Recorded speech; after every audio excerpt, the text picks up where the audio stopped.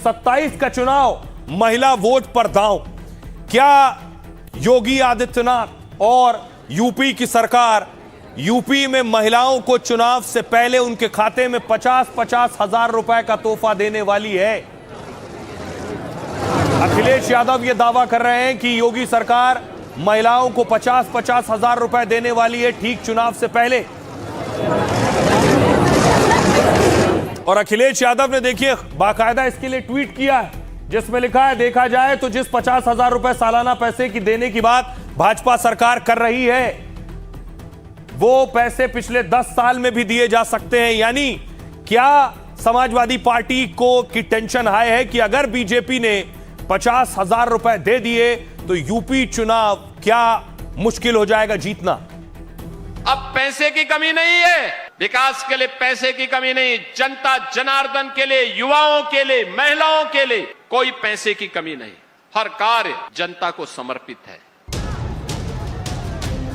क्या उत्तर प्रदेश चुनाव में योगी बड़ा दांव चलने वाले हैं? क्या चुनाव से पहले योगी महिलाओं को 50-50 हजार रुपए देने वाले हैं? लेकिन लखनऊ से लखीमपुर और गाजियाबाद से गोरखपुर तक इस पर चर्चा और सियासी हलचल तेज हो गई है। अखिलेश यादव ये सब बात फैला रहे हैं तो हम उनके साथ नहीं, हमेशा हम अपने योगी जी के ही साथ में खड़े रहें। सिर्फ चुनाव के टाइम पे अगर दे रहे हैं तो जाहिर सी बात है कि पॉलिटिकली मोटिवेटेड है और प्रलोभन देने का काम किया जा रहा है। पहल बहुत अच्छी है, उन्होंने महिलाओं के लिए इतना बड़ा जो योगदान दिया है उससे महिलाओं को बहुत अच्छी मदद मिली है। महिलाओं की आर्थिक स्थिति में सुधार होगा, महिलाएं मजबूत होंगी। जानकार मानते हैं कि महिलाओं के खाते में 50-50 हजार देकर योगी विरोधियों को चारों खाने चित्त कर सकते हैं। दावा तो यह भी है कि यह अखिलेश के पीडीए की काट है। अगर ये सच है तो यूपी की आधी आबादी को योगी ने साधने का बड़ा प्लान बना लिया है। महिला स्कीम को वैसे भी जीत की बड़ी थीम माना जाता है। देश के दूसरे राज्यों में हुए चुनाव में महिलाओं ने ही जीत पक्की की है और अखिलेश डिंपल दावा कर रहे हैं कि योगी भी अब महिला वाला मास्टर स्ट्रोक चलने वाले हैं। चुनाव से पहले लोगों के खाते में उनके मतलब कॉन्शियस को आप खरीदने की कोशिश कर रहे हैं कहीं ना कहीं। अच्छे लोगों को चुनेंगे तो फायदे में रहेंगे। तो आइए अब आपको बताऊं ये 50,000 वाला गिफ्ट क्या है, क्योंकि अब तक किसी सरकार ने 50-50 हजार रुपए नहीं दिए। देखिए आपको बताऊं, यानी क्या योगी 50,000 देंगे तो अखिलेश यादव कह रहे हैं हम 40,000 रुपए महीना देने को तैयार है सालाना। अब देखिए ये खबर का खुलासा कैसे हुआ। यूपी चुनाव से पहले महिलाओं के लिए योगी बड़ा प्लान बना रहे हैं। महिलाओं को योगी 50-50 हजार की आर्थिक मदद दे सकते हैं। अखिलेश यादव का दावा है कि सीएम योगी ने योजना लाने वाले हैं वो। अखिलेश के मुताबिक बीजेपी का सालाना 50,000 रुपए देने का प्लान है। अखिलेश की माने तो चुनाव से पहले 20,000 की पहली किस्त दी जाएगी। चुनाव के बाद बीजेपी सरकार बनने पर 10-10 हजार की 3 किस्तें दी जाएंगी, यानी पहले 20 फिर 10-10 बाद में 50,000 हो गए। आर्थिक रूप से कमजोर और गरीब परिवार की महिलाओं को ये पैसे दिए जाएंगे। एक रिपोर्ट के मुताबिक यूपी में ऐसी महिलाओं की संख्या करीब 50 लाख है। अगर 50 लाख महिलाओं को 50,000 दिए जाएंगे तो 25,000 करोड़ रुपए का खर्च आएगा सरकार पर। यूपी का बजट 9 लाख करोड़ का है। 18,000 करोड़ महिला बाल विकास के लिए। 50,000 वाली योजना लागू होती है तो सरकार पर 25,000 करोड़ का बोझ आएगा। हालांकि यूपी सरकार ने ना कोई ऐलान किया है इसका, ना कोई योजना की पुष्टि की है, लेकिन अखिलेश यादव ने 50,000 वाले प्लान को बीजेपी का जुमला बताया। कहा यह बीजेपी की पाप की कमाई है जिसे यूपी की महिलाएं कभी नहीं लेंगी। बीजेपी के पास अब चुनाव जीतने के लिए पैसे के सिवा कुछ नहीं बचा है, अखिलेश कह रहे हैं। योगी सरकार ने 10 साल में महिलाओं को 50,000 सालाना क्यों नहीं दिए? अखिलेश ने योगी सरकार को घेरते हुए महिलाओं के लिए ऐलान भी कर दिया। अखिलेश ने भी कह दिया कि हम 40,000 रुपए से शुरुआत करेंगे जिसमें हर साल बढ़ोतरी भी होगी। मतलब उनकी सरकार बनी तो महिलाओं को 40,000 रुपए देने का ऐलान किया। जानकारी से महिलाओं के लिए 40,000 बनाम 50,000 का प्लान बता रहे हैं और यूपी में 2027 के चुनाव के लिए बड़ा मास्टर स्ट्रोक बता रहे हैं। यानी ये लड़ाई को और दिलचस्प बना देगा। सुनिए सियासतदानों को। हमने बिहार में भी देखा था कि चुनाव से पहले किस तरह सरकार ने सबके महिलाओं के खातों में पैसे पहुंचाने का कार्य किया था और हमने ये भी देखा महाराष्ट्र में भी इस तरह का कार्य हुआ है। तो हम इसकी बात के लिए तैयार है। हम जानते हैं कि सरकार कुछ ना कुछ इस तरह का करेगी, लेकिन समाजवादी पार्टी इस बात के लिए तैयार है। चुनाव से पहले लोगों के खाते में उनके मतलब कॉन्शियस को आप खरीदने की कोशिश कर रहे हैं कहीं ना कहीं। तो हम बिल्कुल इस बात में एग्री नहीं करते। सरकार को अपना कार्य करना चाहिए पूरा। आपने 10 साल तो भ्रष्टाचार कर दिया। ये अभी पैसा दें, फिर महिलाओं के रोजगार इस बात पर निर्भर हो कि सरकार जीतेगी तो उनको पैसा मिलेगा। अगर नियत अच्छी है तो समय रहते, आपकी तो सरकार है, 10 साल से आप प्लानिंग कर रहे थे, आप इस योजना को ले आते, महिलाओं को रोजगार दे देते। तो इस सरकार का ऐसा ट्रैक रिकॉर्ड नहीं है। इस स्कीम के नाम पे बिहार में लोगों को ठगा जा चुका है। जिन महिलाओं को पैसा मिला था बिहार में, उन महिलाओं से चुनाव के बाद पैसा वसूल लिया गया और उसके लिए तमाम तरीके से प्रताड़ित। याद रखना, ये कांग्रेस और ये समाजवादी पार्टी ये विरासत के विरोधी भी है और विकास के भी धुर विरोधी है। इनको इससे कोई लेना देना नहीं है। और महिलाओं के तो जन्मजात विरोधी है। बेटी की सुरक्षा के लिए यही सपाई खतरे बने हुए थे और उस समय कहावत ही चल पड़ी थी कि देख सपाई बिटिया घबराई। इन लोगों से सतर्क रहने की आवश्यकता है। सतर्क रहेंगे तो हमेशा सुरक्षित रहेंगे। आप देखते होंगे कि जैसे ही इनसे कोई सटेगा तो खतरा उतना ही बढ़ेगा। योगी कह रहे हैं इनसे सटेगा तो खतरा बढ़ेगा, लेकिन ये योजना जो महिलाओं को आर्थिक सहायता के लिए होती है, ये कितना काम करती है? आपको याद होगा महाराष्ट्र में भी ऐसी योजना थी, बीजेपी सत्ता में आई। ऐसी योजना मध्य प्रदेश में थी, फिर बीजेपी सत्ता में आई, और ऐसी योजना असम में थी। हिमंता बिस्वा शर्मा फिर एक बार सीएम बन गए। अब मैं आपको बताऊं, देखिए कौन कौन सी इस तरह की महिलाओं को पैसे देने वाली स्कीम थी जिससे जमीन पर फायदा नजर आया है। देखिए जरा उन योजनाओं का असर क्या हुआ। सबसे पहले देखिए नारी स्कीम और जीत की थीम। मध्य प्रदेश में लाडली बहना योजना 1250 रुपए महीने दिए जाते हैं। मोहन यादव सीएम है। दूसरी तरफ महाराष्ट्र में माझी लाडकी बहन 1500 रुपए महीना दिया जाता है इसमें। छत्तीसगढ़ में महतारी वंदन 1000 रुपए महीना दिया जाता है। बंगाल में लक्ष्मी भंडार 1500 से 1700 रुपए महीना दिया जाता है। दिल्ली महिला समृद्धि 2500 रुपए महीना दिया जाता है दिल्ली में। झारखंड मैया सम्मान 1000 रुपए महीना महिलाओं को दिए जाते हैं। असम अरुणोदय 1250 रुपए दिए जाते हैं। पंजाब में देखिए मावा धिया सत्कार 1000 से 1500 रुपए दिए जाते हैं। यानी कोई राज्य बचा नहीं है, कोई पार्टी बची नहीं है, किसी एक पार्टी पर इल्जाम नहीं लगाया जा सकता। कर्नाटक गृह लक्ष्मी कांग्रेस की सरकार है, 2000 रुपए महीना दिया जाता है।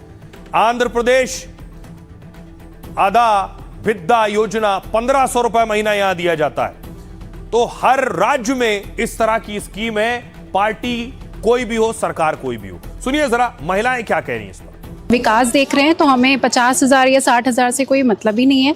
और वैसे भी हम महिलाएं हैं तो हमें काफ़ी उन्होंने काम दिया है, व्यवसाय दिया है, तो हमको 50,000 से कोई उतना नहीं है और कोई गेम चेंजर तो उसमें नहीं होगा। महिलाओं का उत्थान हो जाएगा, उनके जीवन स्तर में बहुत अच्छा प्रयास है ये, तो वो अपने कम से कम स्वावलंबी हो जाएंगे। ज्यादातर मामलों में देखें ये फ्री वाला इलेक्शन के टाइम में, लेकिन लोग इतने जागरूक हैं, समझ जाते हैं कि ये दाना फेंका जा रहा है फंसाने के लिए। अगर ऐसा कुछ है तो बहुत अच्छी बात है और ये सिर्फ चुनावी नहीं होना चाहिए, ये पूरे साल 5 साल उनको देना चाहिए अगर इस तरीके की कोई घोषणा है तो। हकीकत में और उसमें सच्चाई में दोनों में फर्क होता है ना। कहने को तो मैं भी कह दूंगी कि जो है कि अखिलेश जी ने कहा है कि 1 लाख रुपए या 2 लाख रुपए का वो देंगे। तो एक महिला को 50,000 रुपए आपने एक बार दे दिए, उसके बाद पूरी 5 साल तक आप जनता का खून चूसो। समझदार महिला होगी तो 50,000 का 5 लाख रुपए भी नहीं देगी।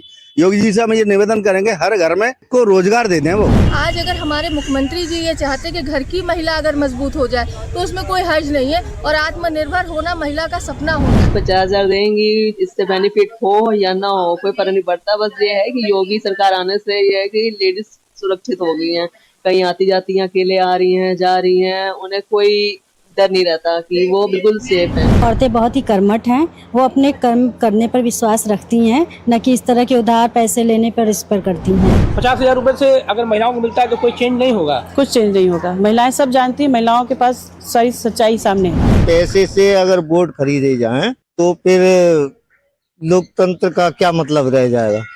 लोकतंत्र का मतलब ही क्या है? पैसे से आप कुछ भी खरीद सकते हैं। हमेशा से अपने देश के प्रधानमंत्री के साथ हैं, अपने मुख्यमंत्री के साथ हैं और हमेशा से रहेंगे। और इस तरह की बातें उड़ाने से अखिलेश यादव के हम लोगों के ऊपर कोई असर नहीं होने वाला। किसी को पैसे दे रहे हो इलेक्शन से पहले तो ये सीधे सीधे आप तो करप्शन को बढ़ावा देने वाली बात हो गई। ये तो मेरे हिसाब से होना भी नहीं चाहिए और किसी भी मतलब डेमोक्रेसी में तो ये चीज अलाउ ही नहीं होनी चाहिए। तो आपने लोगों को सुना, अलग अलग तरह की प्रतिक्रिया लोगों की, लेकिन असल में जिन्हें पैसा मिलेगा वो ग्राउंड पर वोट में कितना तब्दील होगा, बड़ी बात ये। अब देखिए यूपी में महिला वोटर कितनी है, महिला वोट का सवाल है। कुल यूपी में वोटर हैं 15 करोड़, 15 करोड़ से ज्यादा वोटर है। उस 15 करोड़ में 7.5 करोड़ महिला वोटर है। अब देखिए जरा 7.5 करोड़ महिला वोटर में बीजेपी को कितनी महिलाओं ने वोट किया और ट्रेंड क्या रहा है। महिलाओं का वोटिंग ट्रेंड ये रहा है कि 62% महिलाओं ने वोट किया। 2022 में पुरुषों के मुकाबले ज्यादा वोट करती हैं महिलाएं। 2022 का आंकड़ा देखिए जरा, 2022 में 7.5 करोड़ महिला वोटर थे, जिसमें 6 करोड़ 60 लाख महिलाओं ने वोट किया था। बीजेपी को देखिए, कुल वोट बीजेपी को मिला था लगभग 3 करोड़ 80 लाख, उसमें से महिला वोटर था 1 करोड़ 97 लाख। समाजवादी पार्टी को लगभग कुल वोट मिला था 2 करोड़ 95 लाख से ज्यादा, उसमें महिलाओं का वोट था 1 करोड़ 40 लाख। अब पार्टियों का दांव महिला वोट बैंक पर है, क्योंकि अब तक जो पिछले चुनाव हुए उनकी जो नजीर निकलकर सामने आई कि महिलाओं ने भरपूर जिसे वोट दिया वो पार्टी सत्ता में आ गई है। सुनिए जरा क्या कह रही होगी। अब पैसे की कमी नहीं है, विकास के लिए पैसे की कमी नहीं, जनता जनार्दन के लिए, युवाओं के लिए, महिलाओं के लिए कोई पैसे की कमी नहीं। हर कार्य जनता को समर्पित है। सरकार बिना भेदभाव के कार्य करेगी, किसी के साथ भेदभाव नहीं करेगी। गरीब के लिए, महिलाओं के लिए, समाज के उस प्रत्येक तबके के लिए सरकार कार्य करेगी, बिना भेदभाव के कार्य करेगी। हम लोग लखनऊ में बटन दबाते हैं, 1 करोड़ 6 लाख से अधिक इन सभी परिवारों को 12,000 रुपए सालाना पेंशन उनके अकाउंट में चला जाता। कोई कट नहीं ले सकता, कोई घूसखोरी नहीं कर सकता। छात्र की छात्रवृत्ति उसके अकाउंट में जाती है, कोई बीच में घुसखोरी नहीं कर सकता है। तो अच्छे लोगों को चुनेंगे तो फायदे में रहेंगे। सावधान, पायलट नशेड़ी है। कल हमने आपको बताया था कि जो एयर इंडिया के विमान में टर्बुलेंस हुआ था, यानी 300 फीट नीचे चला गया था, उसके पायलट ने गांजा पी रखा था, गांजे के नशे में था और कॉकपिट में बैठा था, फ्लाइट उड़ा रहा था।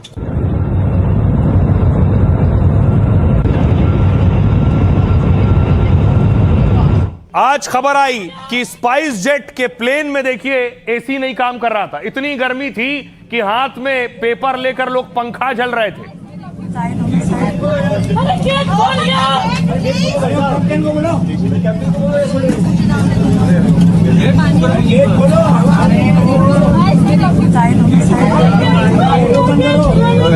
कितना गर्मी है। अबे सब लेडीज भाग रहे हैं। अरे बैठने वाले कहाँ बैठेंगे? बैठो आप, आ जाओ। ये देखिए सफोकेशन से एक महिला का हाल कि व्हीलचेयर पर बाहर आना पड़ा। ये तस्वीरें आपने अमूमन पैसेंजर ट्रेन में देखी होंगी। जब ट्रेन कहीं रुक जाती है, पैसेंजर या तो पंखा हिलाने लगते हैं या पेपर आता है तो पेपर हिलाते हैं। वो हाल हो गया प्लेन का।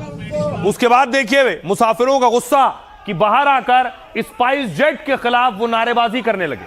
बंद करो, बंद करो, बंद करो, स्पाइस जेट बंद करो, बंद करो, बंद करो, हमारे जान से खेलना बंद करो, बंद करो, बंद करो, हमारे जान से खेलना बंद करो, बंद करो, बंद करो, स्पाइस जेट मुर्दाबाद, मुर्दाबाद, मुर्दाबाद, स्पाइस जेट मुर्दाबाद, मुर्दाबाद, मुर्दाबाद, लोगों के जान से खेलना बंद करो, बंद करो, बंद करो, बदतमीजी बंद करो, बंद करो, बंद करो, स्पाइस जेट मुर्दाबाद, मुर्दाबाद। और उसके बाद देखिए एक और फ्लाइट जो मुंबई से जाने वाली थी दुबई, स्पाइस जेट की, वो भी 24 घंटे, पैसेंजर ने दावा किया कि 24 घंटे से खड़े हैं।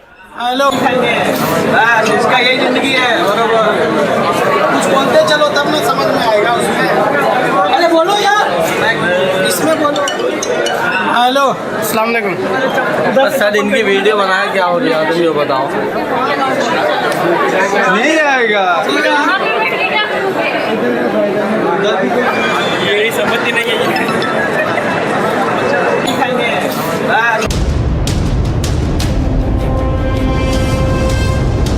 फुकट से आ रहे 145 यात्रियों में से किसने सोचा होगा कि उनकी जान खतरे में है, क्योंकि वो जिस विमान में सवार हैं उसका पायलट गांजे के नशे में है। लेकिन कभी कभी आप जो नहीं सोचते वो हो जाता है। पायलट गांजे के धुएं में डूब जाता है और आपकी जिंदगी को खतरे के आसमान में डुबो देता है। ठीक इसी तरह आपके प्लेन का एसी काम करना बंद कर सकता है और आप घंटों तक बेहाल हो सकते हैं, आपकी सांसें अटक सकती हैं। अब देखिए जरा अलग अलग फ्लाइट से जो तस्वीरें आ रही हैं वो बेशक डराने वाली हैं। ऐसा हाल कभी जमाने में ट्रेनों का हुआ करता था, कहीं लेट हो रही है, कहीं पंखा जल रहे हैं, कहीं एक्सीडेंट हो रहे हैं। अब तो ट्रेनों में भी बंद हो गया। देखिए क्या हुआ फ्लाइट, दिल्ली वाली फ्लाइट की बात है। स्पाइस जेट की फ्लाइट में यहां देखिए अंदर एसी खराब हो गया, यात्री बेहाल खड़े हैं, केबिन का तापमान इतना बढ़ गया कि सांस तक नहीं ले पा रहे हैं क्योंकि चारों तरफ से बंद पैक और एसी नहीं चल रहा है। इस फ्लाइट में सवार एक गर्भवती महिला की तबीयत बिगड़ गई। इस फ्लाइट को पुणे जाना था और इसमें करीब 150 यात्री सवार थे। फ्लाइट को दिल्ली के आईजीआई एयरपोर्ट के टर्मिनल 1 से 9:45 पर उड़ना था। इसे रीशेड्यूल किया गया और 10:30 बजे इसमें यात्री सवार हुए। जैसे जैसे यात्री प्लेन में सवार होते गए केबिन में गर्मी बढ़ने लगी। 40-50 मिनट तक सोचिए रनवे पर दौड़ने के बाद भी एसी ऑन नहीं हुआ। जब यात्री की तबीयत बिगड़ने लगी तो उन्होंने विरोध करना शुरू किया। तब टेक ऑफ रोक दिया गया और विमान को वापस बे में ले जाया गया। फ्लाइट रद्द की गई और पैसेंजर 6 घंटे तक एयरपोर्ट पर फंसे रहे। बुधवार सुबह यात्रियों को स्पाइस जेट ने दूसरी फ्लाइट से फिर पुणे भेजा। अगली फ्लाइट देखिए चेन्नई। मंगलवार की रात एक प्लेन की इमरजेंसी लैंडिंग कराई गई। इंडिगो की यह फ्लाइट कोलकाता से चेन्नई जा रही थी। लैंडिंग से पहले पायलट को लगा बायां इंजन फेल हो गया है। उसने तुरंत एयर ट्रैफिक कंट्रोल यानी एटीसी को जानकारी दी इस बात की। फिर चेन्नई एयरपोर्ट पर रात 11:29 पर इमरजेंसी घोषित की गई और उसके बाद फ्लाइट की सुरक्षित लैंडिंग हुई है। इसमें 224 लोग सवार थे। इंजन में आई खराबी के कारणों की जांच की प्रक्रिया शुरू कर दी गई। अगली फ्लाइट देखिए मुंबई। अंतर्राष्ट्रीय हवाई अड्डे पर यात्री 24 घंटे से ज्यादा फंसे रहे, उनका दावा है। फ्लाइट स्पाइस जेट की थी जिसे मुंबई से दुबई के लिए उड़ान भरना था। इसे 11 अगस्त को दोपहर 12:55 के लिए शेड्यूल किया गया। यात्रियों का आरोप है कि इस फ्लाइट का समय कई बार बदला गया, लेकिन कंपनी की ओर से बदलाव की कोई जानकारी नहीं दी गई और ना ही कंपनी की ओर से उनके खाने पीने का कोई इंतजाम किया गया। और हद तो तब हो गई जब यात्रियों को बुधवार की सुबह फ्लाइट में बिठाया गया, लेकिन टेक ऑफ से ठीक पहले उन्हें प्लेन से वापस उतार दिया गया। कंपनी की ओर से प्लेन में तकनीकी खराबी का हवाला दिया गया। फिर फ्लाइट को बुधवार की दोपहर 1:30 बजे के लिए शेड्यूल किया गया। सोचिए, जो हजारों रुपए खर्च करके टिकट कराता है, उसके बाद वो कभी पंखा जल रहा है, कभी 24 घंटे इंतजार कर रहा है। ये उस मुसाफिर, उस पैसेंजर के साथ कितना बड़ा मजाक है। सुनिए क्या कह रहे हैं पैसेंजर। ऐसी सिचुएशन आई कि हमारे पूरे कपड़े गीले हो गए। सब पैसेंजर का ऐसा ही हुआ था, पूरा फ्लाइट भरा हुआ था, करीबन 150 से ज्यादा लोग होंगे। और बाद में छोटे बच्चे जो थे, बहुत छोटे छोटे थे, 1 साल के, 8 महीने के, 6 महीने के बच्चे थे, वो रोने लगे बहुत जोर से क्योंकि उनको श्वास लेने में दिक्कत हो रही थी। और कुछ प्रेग्नेंट महिलाएं थी, तो वो महिलाओं को आवाज भी नहीं देने आ रहा था, उनका आवाज भी बाहर नहीं आ रहा था। और फ्लाइट वैसे ही वो रनवे पे लेके गए, ब्लोअर्स शुरू किए तो ब्लोअर्स में से गर्म हवा आने लगी, तो अंदर ऐसा गैस चैम्बर जैसा सिचुएशन हुआ था। बहुत पैनिक हो गए लोग। यहाँ ज्यादातर पैसेंजर कल सुबह 7-8 बजे से आए हुए और अभी तक एयरलाइन ने कोई सोल्यूशन नहीं दिया और अब इनके पास कोई सोल्यूशन नहीं है। जितने वादे इन्होंने वहाँ पे गेट पे किए थे, प्लेन में किए थे, एक वादे से सारे बड़े बुजुर्ग, बच्चे, छोटे, सब यहीं खड़े हैं, इनके पास कोई जवाब नहीं है। अब अगर हमें ये 1:30 बजे ले जाएंगे तो 9:30 और 12:30 वाली फ्लाइट का है, और अगर वो नहीं है तो वो पैसेंजर का है। तो हम जाएंगे नहीं जाएंगे वो तो पता ही नहीं है, पर जिन्होंने आज के लिए बुक कर रखी है वो भी ऊपर बैठे होंगे। हम 50 नहीं है, 50 के ऊपर और 50 सब खड़े हैं। ना यहाँ पे कोई पानी की बोतल दे रहा, ना स्पाइस जेट का कोई स्टाफ यहाँ पे है, बाकी उनके इनसे हमें कोई इन्फॉर्मेशन नहीं मिल रही। पूरे का पूरा पैसेंजर यहाँ बैठा हुआ है, इधर एक भी एयरलाइंस का स्पाइस जेट का स्टाफ नहीं है। वो लोग सब आके खड़ा हुआ है यहाँ पे, अभी तक स्टाफ नहीं आया। स्टाफ के लिए 3 घंटे से वेट कर रहा है अभी। चलिए, ये तो पंखा झलने तक या लेट होने तक की बात थी, लेकिन एयर इंडिया वाला तो गांजा पीकर एयर इंडिया का फ्लाइट उड़ा रहा था। और अब इसमें खुलासे और हो रहे हैं। कहा जा रहा है जो गांजे के नशे में था उसकी हालत इतनी खराब थी कि उससे खड़ा भी नहीं हुआ जा रहा था, उससे चला भी नहीं जा रहा था। वो फ्लाइट क्या उड़ाता। देखिए जरा क्या हालात थे उस वक्त जिस वक्त वो फ्लाइट उड़ा रहा था पायलट। गांजा लेकर पायलट ने विमान उड़ाया और पायलट पर कई खुलासे हुए हैं। एयर इंडिया का विमान पहले दिल्ली से फुकट गया। फ्लाइट के दौरान ही पायलट जब बाथरूम गया तो उसने क्रू मेंबर को अपनी सीट पर बिठा दिया और इसी दौरान पायलट ने क्रू मेंबर को किसी बात पर डांटा भी। पायलट ने उसके साथ बेहद खराब व्यवहार किया। क्रू मेंबर बहुत असहज हो गया और सीट संभाल नहीं सका। मामला सुलझाने के लिए पायलट ने बाद में पार्टी रखी। फ्लाइट के बाद क्रू मेंबर को मनाने की कोशिश हुई। उसी फ्लाइट के फुकेट से दिल्ली जाने का वक्त हुआ तो बोर्डिंग में पायलट अजीब और अस्त व्यस्त दिख रहा था जिस वक्त वो विमान में चढ़ रहा था। हवा में विमान 300 फीट नीचे अचानक आ गया। जिस वक्त हादसा हुआ पायलट अपनी सीट पर नहीं था। दावा है कि पायलट कॉकपिट के फर्श पर बैठा हुआ था। क्रू इंचार्ज ने पायलट को वापस सीट पर पहुंचाया और लैंडिंग के बाद पायलट केबिन में पहुंचा। पायलट ने एक पैर में जूते और मोजे तक नहीं पहन रखे थे। हालत यह थी। पायलट ने यात्रियों को वीडियो बनाने से रोका। वहां क्रू भी कह रहा था जो यात्री वीडियो बना रहे थे कि वीडियो मत बनाओ पायलट का। पायलट ठीक से खड़ा तक नहीं हो पा रहा था। क्रू मेंबर ने पायलट के खिलाफ शिकायत दर्ज कराई। इसके बाद गांजा पीने की औपचारिक शिकायत दर्ज हुई। 2 डोप टेस्ट में पायलट पॉजिटिव आया है। पायलट के नशे में होने से 145 लोगों की जान मुश्किल में थी। अब सियासतदान सवाल उठा रहे हैं इस पर। सुनिए क्या कह रहे हैं। आप क्या कर रहे हो? हवाई जहाज उड़ा रहे हैं और प्रदेश चलाने वाले में हमारे को समानता दिखाई दे रही है। भाई आज खबर क्या मिली है कि प्लेन उड़ाने में जो रिपोर्ट आई है क्या सुनने को मिला और हमें लगता है प्रदेश चलाने वाले में और प्लेन चलाने में कुछ समानता दिखाई दे रही है। तो ये बड़ी गंभीर बात है और डीजीसीए को इसको बहुत संवेदनशीलता से लेना चाहिए। एयर इंडिया का जो अहमदाबाद में विमान दुर्घटनाग्रस्त हुआ था उसकी रिपोर्ट सार्वजनिक नहीं हुई अभी तक। तो ये जो सारे मुद्दे हैं ये बहुत ही अत्यंत संवेदनशील है और इसको गंभीरता से लेने की